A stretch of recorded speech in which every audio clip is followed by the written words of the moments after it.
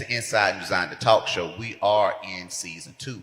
And on today, I guess, he was born and raised here in Charlotte, North Carolina, with parents that were members of New Zion. He grew up with the love of Christ and strayed until he strayed away in 1992, where he became the subject of an experiment by a good man named Phil Gandy Sr., who wanted to mentor a drug addict into functioning Christian with a desire to physically forward the kingdom here on earth.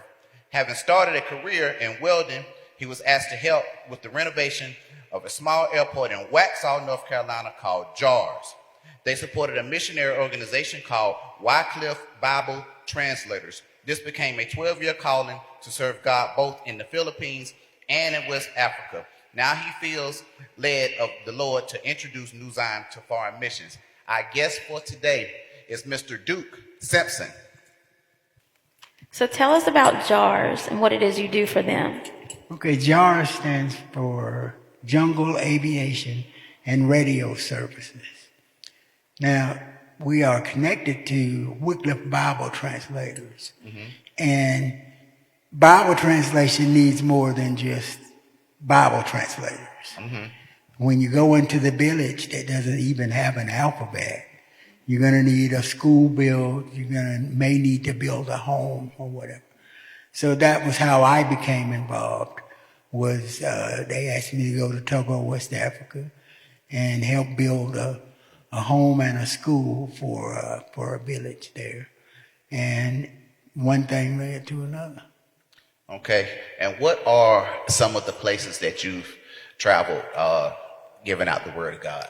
I have been to 4 nations in West Africa and 5 or 6 islands in the Philippines. So when you go on the mission trips for JARS, what is it exactly that you do there? Well, like I said, I'm involved in construction and maintenance. So they need, the Bible translator can't build for himself. He can't do his own computer work. He can't do a lot of things. But JARS is to apply all the logistical needs for the Bible translator. Okay. So when you go to these places, are the people that's overseas, are they receptive to the work that you're doing? Absolutely. And the thing that makes it missions and not trips is the fact that you're there to serve the people that are there. And they're very receptive to us and what we're trying to do.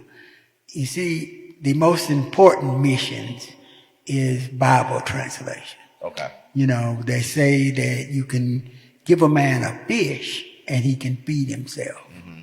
But if you teach that man how to fish, he can feed himself for the rest of his life. So it's the same thing. You can go and shuck down the corn on this great sermon, right, do all kind of evangelations and all of this. But if you're not going to leave a church or a Bible or something there for them to continue serving the Lord, then, but they're very receptive to it and very happy. Some of these villages don't even have an alphabet.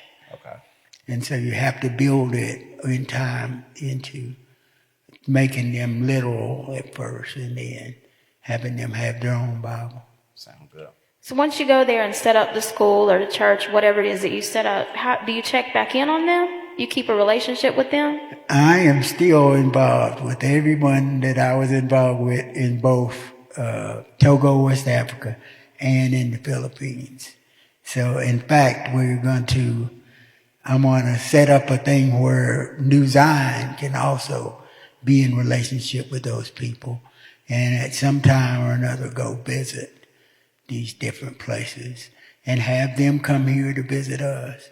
I want to start a missions team so that we can be heavily involved in missions.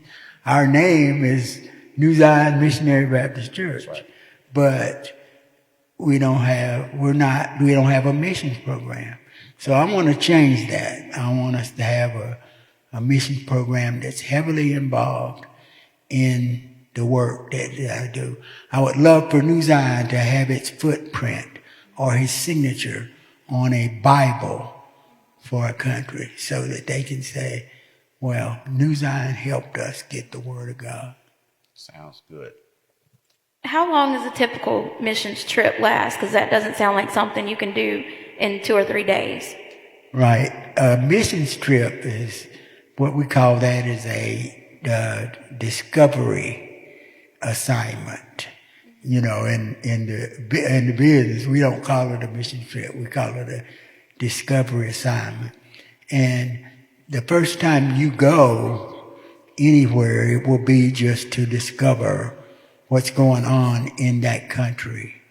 You know, so the first time, you know, you go for about 2 weeks. Really, you can't see everything unless you go and spend about 2 weeks with them. You'll live with a family in that place. So that's missions. You know, if you go and stay in a hotel, you will really not seem like you're not there for them, but you know, you're there for a vacation, and that's not what a mission trip is. But it's about 2 weeks. Is Pastor Ricky gonna let us come and stay with him? Absolutely. Pastor Ricky is looking forward to having a family stay with him for our trip to the Philippines. All right. And if anybody has any questions, are they free to ask you here at New Zion when you're here? Absolutely. I'm free to answer any questions that anybody has. And stay tuned for the interest meeting. Right. Yes, sir. All right. But that is all we have. Thank you, sir, for coming on the show today. Folks, that is all we have for this interview with Mr. Duke Simpson. Thank you for tuning in.